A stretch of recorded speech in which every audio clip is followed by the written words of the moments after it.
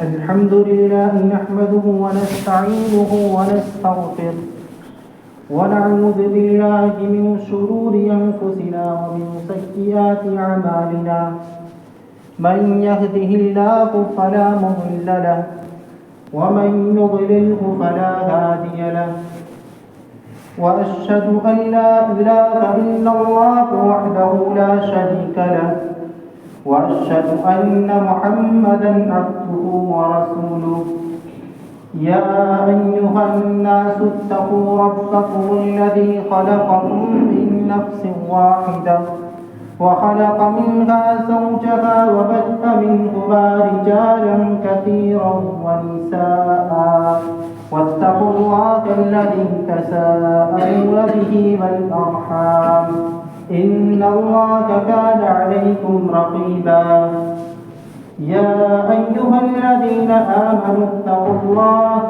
حق تقاته ولا تموتن إلا وأنتم مسلمون يا أيها الذين آمنوا اتقوا الله حق تقاته ولا تموتن إلا وأنتم مسلمون يا أيها الذين آمنوا اتقوا الله وقولوا قولا سديدا يصلح لكم أعمالكم ويغفر لكم ذنوبكم ومن يطع الله ورسوله فقد فاز فوزا عظيما أعوذ بالله من الشيطان الرجيم بسم الله الرحمن الرحيم قال والقرآن المجيد بل عجبوا أن جاءهم منذر منهم فقال الكافرون هذا شيء عجيب أإذا متنا وكنا ترابا ذلك رجع بعيد قد علمنا ما تنقص الأرض منهم وعندنا كتاب حفيظ بل كذبوا بالحق لما جاءهم فهم في أمر مريج أفلم ينظروا إلى السماء فوقهم كيف بنيناها وزيناها وما لها من فروج والأرض مددناها وألقينا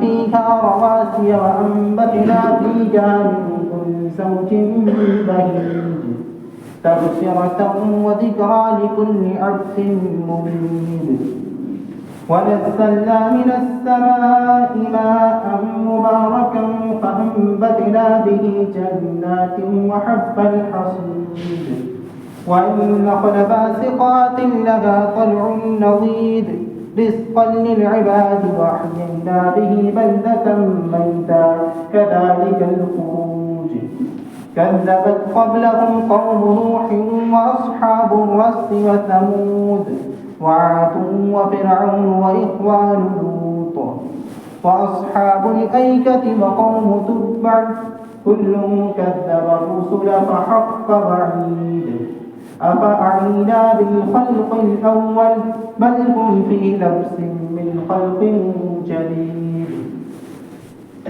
وقال تعالى في موضع آخر إن الصلاة كانت على المؤمنين كتابا موقوتا قال رسول الله صلى الله عليه وسلم بني الإسلام على خمس شهادة أن لا إله إلا الله وأن محمدا رسول الله وإقام الصلاة وإيتاء الزكاة وصوم رمضان وحج البيت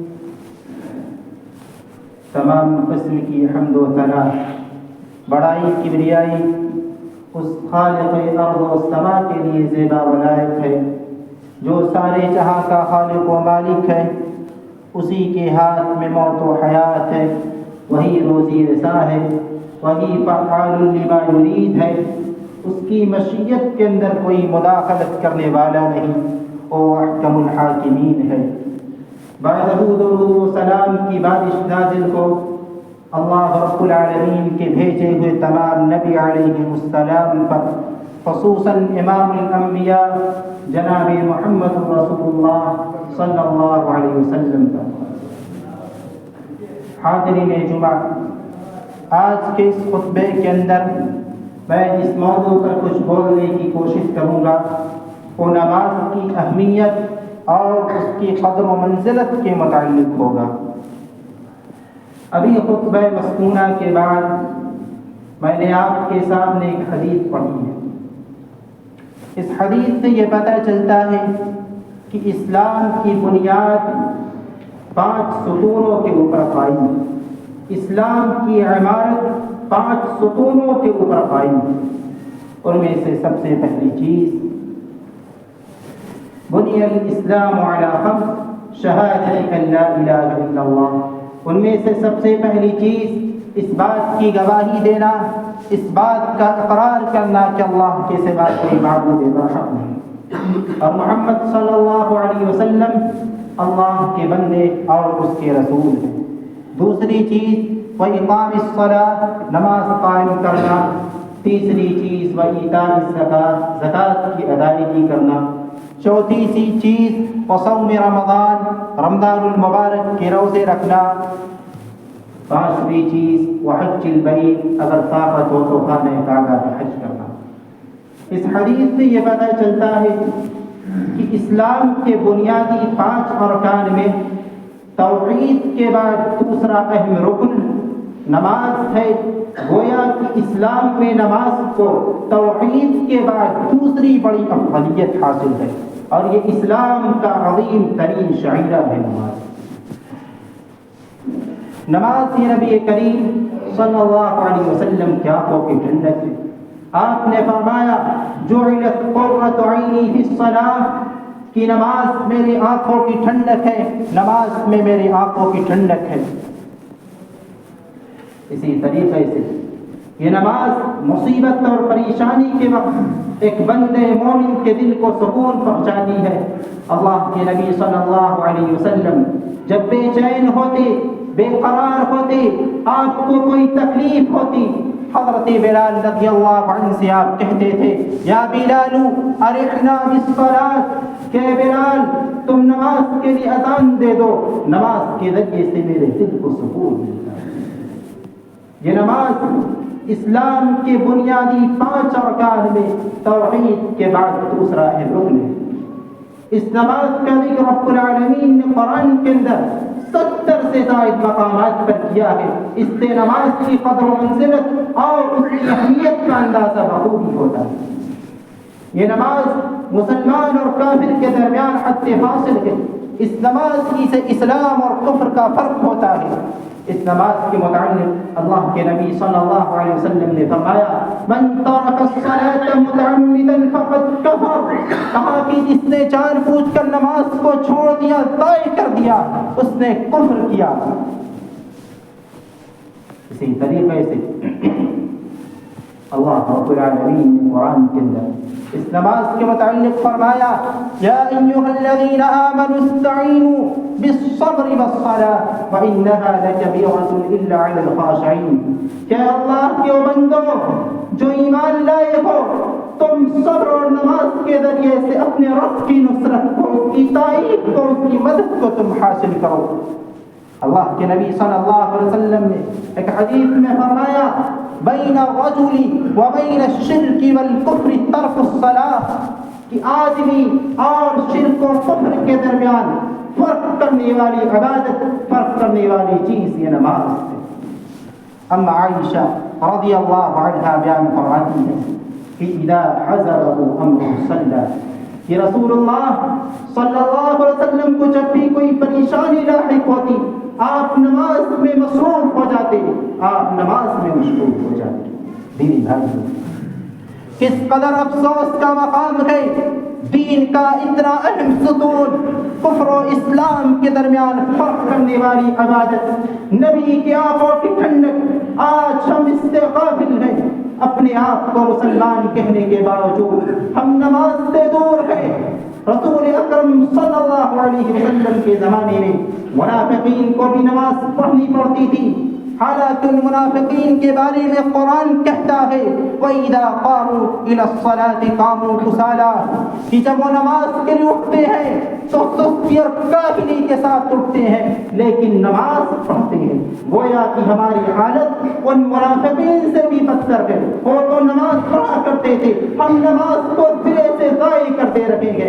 اذان ہوتی رہتی ہے، ہمارے کانوں پر جو تک نہیں رہتی، ہم اپنے کام کاج، دیگر حوائج و ضروریات، اپنے کاروبار، اپنی دکان میں ہم مصروف رہتے ہیں، ہمارے کانوں پر چوں تک نہیں رہتی۔ کیا حال ہوگا ہمارا اپنے رب کی بارگاہ میں؟ رب العالمین نے قرآن کے اندر ایک صورت حال کا ذکر کرتے ہوئے فرمایا کہ ما سلککم فی سقر، کہ جب جہنمیوں سے پوچھا جائے گا تم کو کس جرم کی پاداش میں جہنم کی سزا ملی ہے، تمہارا جرم کیا تھا، تمہارا قصور کیا تھا جو تم کو جہنم کی سزا ملی، اپنا جرم یہ بتلائیں گے لم نکن من المصلین، ہمیں نماز نہیں تھی، ہم نماز نہیں پڑھا کرتے تھے، ہم نمازوں سے غافل تھے، ہم نمازوں سے دور تھے، ولم نکن نطعم المسکین، اور ہم غریبوں کو کھانا نہیں کھلاتے تھے۔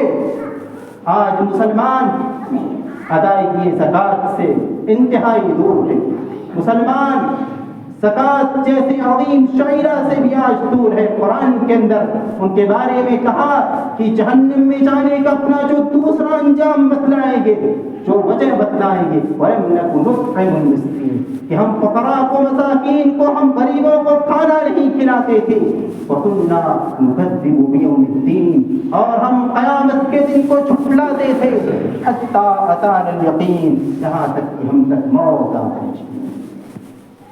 تیری بھائی، یہ نماز کی وہ واقعی عبادت ہے جس کے بارے میں آپ صلی اللہ علیہ وسلم کا یہ ارشاد ہے مروا اولادکم بالصلاة وهم ابناء 7 سنین واضربوهم علیها وهم ابناء 10، کہ جب تمہارے بچے 7 سال کے ہو جائیں تو انہیں نماز کا حکم دو، اور جب 10 سال کے ہو جائیں اور نماز نہ پڑھے تو انہیں مارو۔ تیری بھائی غور کیجیے، 10 سال کے بچے کو نماز نہ پڑھنے پر مارنے کا حکم دیا نبی اکرم صلی اللہ علیہ وسلم نے، حالانکہ وہ بھی نابالغ ہے، کسی چیز کا شریعت کے اندر مکلف نہیں ہے۔ آپ اس سے نماز کی قدر و منزلت، اس کی اہمیت، اس کے مقام و مرتبے کا اندازہ لگا سکتے ہیں۔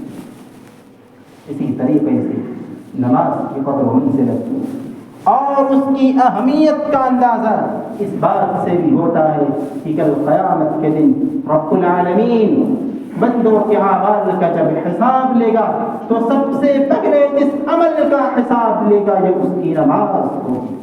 حضرت ابو ہریرہ رضی اللہ عنہ بیان فرماتے ہیں کہ اللہ کے نبی صلی اللہ علیہ وسلم نے فرمایا ان اول ما يحاسب به العبد يوم القيامه من عمله صلاته، یہ قیامت کے دن پروردگار عالم بندوں سے اس کی اعمال میں سے سب سے پہلے جس عمل کا حساب لے گا یہ اس کی نماز ہوگی۔ فَإِن صَلُحَتْ فَقَدْ أَفْلَحَ وَأَنجَحَ، اگر اس کی نماز ٹھیک نکلی تو شخص کامیاب و کامران ہوگا، اور اگر نماز خراب ہوئی تو خائب و خاسر ہوگا، ناکام و نامراد ہوگا، گھاٹا اٹھانے والا۔ آج ہم نمازوں سے غافل ہیں، دور ہیں ہم جس نبی کے متبع ہیں، جس نبی کے پیروکار ہیں، جس نبی کے امتی ہونے کا دم بھرنے والے ہیں۔ نماز کی اہمیت کے تئیں ذرا اس نبی کی حالت کیا ہے۔ آپ انتہائی شفیق ہے، مہربان ہے، کبھی جلدی آپ کسی کو بددعا نہیں دیا کرتے تھے، آپ اس ساری دنیا کے لیے رحمت بنا کر کے بھیجے گئے۔ وما ارسلناک الا رحمت للعالمین، اے نبی ہم نے آپ کو سارے جہان والوں کے لیے، پوری دنیا کے لیے، پوری انسانیت کے لیے ہم نے آپ کو رحمت بنا کر کے بھیجا ہے۔ لیکن جب آپ کی نماز فوت ہو گئی، چھوٹ گئی، تو آپ نے اس وقت بددعا دی۔ جنگ خندق کا موقع ہے، دشمنوں سے جنگ جاری ہے، کفر و اسلام باہم صف آ رہا ہے، دشمن سے کشت و خون ہے، جنگ جاری ہے، آپ کی اس حالت میں عصر کی نماز فوت ہو جاتی ہے، چھوٹ جاتی ہے، آپ کہتے ہیں من اللہ بیوتہم وقبورہم نارا، اے اللہ ان دشمنوں کے گھروں کو اور ان کی قبروں کو تو جہنم کی آگ سے بھر دے. شغلونا عن الصلاة الوسطی، ان کی وجہ سے ہماری عصر کی نماز فوت ہو گئی، قضا ہو گئی، چھوٹ گئی. یہیں پہ بس نہیں، اور آگے چلیے. آپ کی زندگی کے آخری ایام ہے، اب آپ اس دنیا سے چند ہی لمحات میں جانے والے ہیں، اب آپ اس دنیا کو الوداع کہنے والے ہیں. آپ بے چین ہیں، مضطرب ہیں، بے قرار ہیں، موت کی شدت، اس کی حدت سے آپ کانپ رہے ہیں. آپ کی زبان لڑکھڑا رہی ہے، آپ کی زبان سے الفاظ نہیں نکل رہے ہیں. ام حبیبہ رضی اللہ عنہا بیان فرماتی ہے کہ میں نے کان لگا کر کے سنا اللہ کے نبی اپنی زندگی کے آخری اوقات میں یہ کہہ رہے تھے جبکہ آپ کی زبان لڑکھڑا رہی تھی، اور موت کی شدت، اس کی حدت سے آپ کانپ رہے تھے، موت کی سختیاں آپ کے اوپر طاری تھی. اس حالت میں آپ یہ کہہ رہے تھے الصلاۃ الصلاۃ وما ملکت ایمانکم. او لوگوں، نماز نماز نماز کو ضائع نہ کرنا، اپنے غلاموں نوکروں اپنے ماتحتوں کا خیال کرنا، ان پر بیجا سختی نہ کرنا، ان پر ظلم نہ کرنا. یہ اس نبی کا حال ہے جس کے اگلے پچھلے گناہ معاف کر دیے گئے. نماز کی اہمیت کے تئیں اس نبی کا حال ہے. آج ہم ذکر الہی سے، اللہ کی عبادت سے، اس کی ریاضت سے، اس کی بندگی سے بیزار ہیں، دور ہیں. رب العالمین نے قرآن کے اندر نیک لوگوں کی صفات کا ذکر کرتے ہوئے فرمایا رجال لا تلہیہم تجارت ولا بیع عن ذکر اللہ واقام الصلاۃ، کہ اللہ کے نیک اور اس کے برگزیدہ اور پرہیزگار بندے تو ہیں جن کو ان کی تجارت، ان کا مال، ان کا بزنس، ان کا کاروبار، ان کی دولت اللہ کے ذکر سے اور نماز سے انہیں غافل نہیں کرتی. آج مسلمان اللہ کے ذکر سے بیزار ہے، دور ہے. گناہ کی شناعت، اس کی قباحت اس کے دل سے نکل گئی، ذکر الہی سے دور ہو گیا، ذکر الہی سے بیزار ہو گیا، گناہ کا کوئی احساس اس کے دل میں باقی نہ رہا. آپ ذرا گناہوں کے افسوس کے لیے اللہ کے نبی صلی اللہ علیہ وسلم کی حالت دیکھیے. حدیث کے اندر آتا ہے کہ اللہ کے نبی صلی اللہ علیہ وسلم دن بھر میں 100 بار استغفار کیا کرتے تھے، اور آپ اکثر اوقات میں دعا پڑھا کرتے تھے اللہم انی اعوذ بک من زوال نعمتک، اے اللہ میں تجھ سے تیری نعمت کے چھن جانے سے، تیری نعمت کے زوال پذیر ہونے سے تیری پناہ طلب کرتا ہوں. یہ اس نبی کا حال ہے جس کے اگلے پچھلے گناہ معاف کرتے ہیں. وَتَحَقُّلِ عَافِيَتِكَ، اور تیری دی ہوئی عافیت کے، تیرے دیے ہوئے امن کے بد امنی میں تبدیل ہو جانے سے میں تیری پناہ طلب کرتا ہوں. وَفُجَاءَةِ نَقْمَتِكَ، اور تیری اچانک آنے والی صدا سے میں تیری پناہ طلب کرتا ہوں. وَجَمِيعَ سَخَطِكَ، اور تیری تمام تر ناراضگیوں سے میں تیری پناہ طلب کرتا ہوں. یہ اللہ کے نبی صلی اللہ علیہ وسلم کا خوف ہے اللہ سے. آج ہم گناہوں میں لثپت ہیں، ڈوبے ہیں. اللہ کا ڈر، اس کا خوف ہمارے دل میں داخل ہے. آج مسلمان جس طریقے سے گناہوں میں غرق ہے، ڈوبا ہوا ہے، اسے دیکھ کر ایسا محسوس ہوتا ہے کہ اسے موت ہی نہیں آئی. ایسا محسوس ہوتا ہے کہ اس دنیا میں ہمیشہ کے لیے آیا ہے، اسے بقا حاصل. کیا ایسا ہے؟ ہرگز نہیں. اللہ نے کہا کل نفس ذائقۃ الموت، جو دنیا میں آیا ہے اسے دنیا سے جانا ہے، اسے دنیا سے پلٹ کر کے اپنے رب کی طرف جانا ہے. ہر ذی روح کو موت کا مزہ چکھنا ہے. آگے فرمایا وَإِنَّمَا تُوَفَّوْنَ أُجُورَكُمْ يَوْمَ الْقِيَامَةِ، کہا کہ تم جو کچھ کر رہے ہو کل قیامت کے دن ہم تمہیں اس کا پورا پورا بدلہ دے رہے ہیں. اگر برائی کیے ہوگے تو برائی کا بدلہ, اگر نیکی کی ہوگی تو نیکی کا پورا پورا ہم تمہیں بدلہ دے رہے ہیں. آگے کامیابی کے معیار کو ذکر کرتے ہوئے فرمایا کہ کامیاب کون ہے؟ اللہ نے فرمایا فَمَن زُحْزِحَ عَنِ النَّارِ وَأُدْخِلَ الْجَنَّةَ فَقَدْ فَازَ. کہا کہ جو جنت کے اندر داخل کر دیا گیا اور جہنم سے دور کر دیا گیا وہ اصل کامیاب ہے. کامیابی دنیا میں مال و متاع حاصل کر لینا, اونچی اونچے بلڈنگیں حاصل کر لینا, کاروبار میں بزنس میں آگے بڑھ جانا, عزیزوں یہ دنیا کی کامیابی ہے. کل آخرت کی کامیابی اس زندگی کی جو لامحدود زندگی ہے, اس زندگی کی کامیابی اللہ کی جنت کا حصول اور جہنم سے دوری ہے. پھر آگے اس دنیا کے متعلق فرمایا وَمَا الْحَيَاةُ الدُّنْيَا إِلَّا مَتَاعُ الْغُرُورِ. کہ لوگوں جان لو دنیا کی زندگی دھوکے کا سامان ہے. اس دنیا سے تم دھوکہ نہ کھانا, یہ دنیا کی زندگی دھوکے کا سامان ہے. عزیزوں ضرورت ہے کہ ہم اللہ کی طرف راغب ہوں, ہم اس کی طرف پلٹیں, اپنے گناہ کا احساس پیدا کریں, اس دن کی ہولناکی کو ہم یاد کریں. اللہ کے نبی صلی اللہ علیہ وسلم جب موت قیامت کو یاد کر کے اس کی ہولناکی کو یاد کر کے یہ دعا پڑھا کرتے تھے اللہم حاسبنی حسابا یسیرا, کہ اللہ میرے حساب کو آسان کرنا. اما عائشہ رضی اللہ عنہا نے پوچھا کہ اللہ کے نبی آپ یہ دعا کیوں ہمیشہ پڑھا کرتے ہیں؟ اللہ کے نبی نے کہا کہ عائشہ تمہیں نہیں معلوم کہ اللہ جس سے پوچھ دے گا بندے تو نے یہ کام کیوں کیا, کس میں مجال ہے کہ اللہ کے کیوں کا جواب دے سکے, یا کس میں جرأت ہے اور کس میں مجال ہے. حاضرین جمعہ, نماز کی یہ رہی نماز کی اہمیت اور اس کی قدر و منزلت. اب آئیے وقت کی تنگی کو دیکھتے ہوئے نماز کے چند ایک فضائل کو ذکر کر کے ہم اپنی بات کو ختم کرتے ہیں.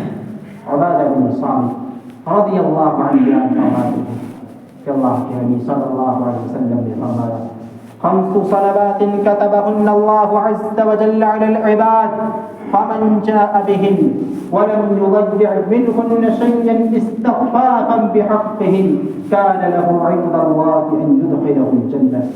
یہ 5 وقت کی نمازیں جنہیں اللہ نے اپنے بندوں کے اوپر فرض قرار دیا, لہذا جو شخص ان 5 وقتوں کی نمازوں کو ادا کرے اور کسی نماز کو حقیر اور معمولی سمجھ کر کے ضائع نہ کرے تو اللہ پہ یہ وعدہ ہے کہ اللہ اسے جنت میں داخل فرمائے گا. یہ کتنی بڑی بشارت ہے 5 وقتہ نمازیوں کے لیے کہ اللہ پہ وعدہ ہے کہ اللہ اسے جنت میں داخل فرمائے گا. یہ کتنی بڑی خوش نصیبی اور کتنی نیک بختی کی بات ہے 5 وقتہ نمازیوں کے. اور آگے چلیے اللہ کے نبی صلی اللہ علیہ وسلم نے فرمایا بشر المشائین فی الظلم الى المساجد بالنور التام یوم القیامہ. کہا کہ ان لوگوں کو بشارت سنا دو, ان لوگوں کو خوشخبری سنا دو جو رات کے اندھیروں میں چل کر کے نمازوں کے لیے جاتے ہیں, ان کے لیے کل قیامت کے دن مکمل نور ہوگا جس نور میں وہ چلیں گے. یہ کتنی بڑی سعادت اور کتنی بڑی خوش نصیبی ہے نمازیوں کے لیے. وہ قیامت کے دن ہوگا, نفسی نفسی کا علم ہوگا, کوئی کسی کا پرسان حال نہ ہوگا, ہر شخص کو اپنی جان کی فکر ہوگی, نفسی نفسی کا علم ہوگا. بیٹا باپ کو بھول جائے گا اس دن کی ہولناکی کی وجہ سے, بیٹا باپ کو بھول جائے گا, باپ بیٹے کو بھول جائے گا, بیوی شوہر کو بھول جائے گی, شوہر بیوی کو بھول جائے گا. صرف نفسی نفسی کا عالم ہوگا, ہر شخص کو اپنی جان پیاری ہوگی. اس دن کوئی رب کا نور پا جائے, اس سے بڑی کیا خوشخبری اور بشارت ہو سکتی ہے اس کے لیے. اور آگے چلیے اللہ کے نبی صلی اللہ علیہ وسلم نے فرمایا لن یلج النار احد صلی قبل طلوع الشمس وقبل غروبها, کہ ہرگز وہ شخص جہنم کے اندر داخل نہ ہوگا جس نے سورج کے نکلنے اور سورج کے ڈوبنے سے پہلے نماز ادا کی, یعنی جس نے نماز عصر اور نماز فجر ادا کی وہ جہنم کے اندر داخل نہ ہوگا۔ یہ ایک عظیم بشارت ہے عصر اور فجر کی نماز کی پابندی کرنے والوں کے لیے۔ مسلمانوں کو ضرورت ہے کہ ہم اللہ کی طرف راغب ہوں، ہم نمازوں کا اہتمام کریں، نمازوں کی پابندی کریں۔ آج امت کی جو حال ہے وہ ناگفتہ ہے، ناقابل بیاں ہے مسلمانوں کی جو حالت ہے۔ اب ایسے حالات میں ہم اپنے رب کی طرف نہیں پلٹیں گے تو کب ہم اپنے رب کی طرف پلٹیں گے؟ ہمیں بھی تو موت سے دوچار ہونا ہے۔ کسی شاعر نے کیا ہی خوب کہا تھا، مسجد تو بنا دی شب بھر میں ایمان کی حرارت والوں نے، من اپنا پرانا پاپی تھا برسوں سے نمازی بن نہ سکا۔ حاضرین اجتماع، آئیے ہم اللہ سے دعا کرتے ہیں کہ پروردگار عالم ہمیں کہنے سننے سے زیادہ عمل کی توفیق عطا فرما، اور تو جب تک ہم کو دنیا کے اندر رکھ، ایمان و اسلام پر قائم رکھ، اور جب ہمارا خاتمہ ہو تو الہی اس حال میں ہو کہ ہم تجھ سے راضی ہو تو ہم سے راضی ہو۔ آمین۔ وآخر دعوانا ان الحمد للہ رب العالمین۔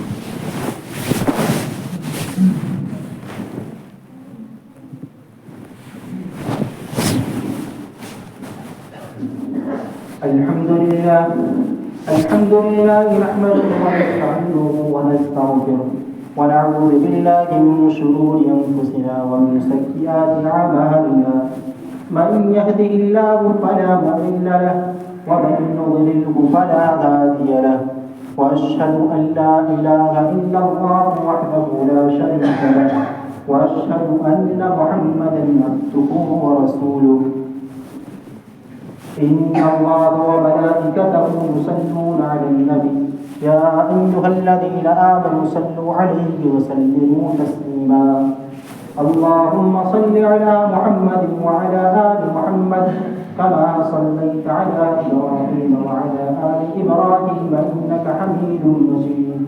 اللهم بارك على محمد وعلى آل محمد كما باركت على إبراهيم وعلى آل إبراهيم إنك حميد مجيد۔ إن الله يأمركم بالعدل والإحسان وإيتاء ذي القربى وينهى عن الفحشاء والمنكر والبغي يعظكم لعلكم تذكرون۔ اذكروا الله يذكركم وادعوه يستجب لكم ولذكر الله أكبر والله يعلم ما تصنعون۔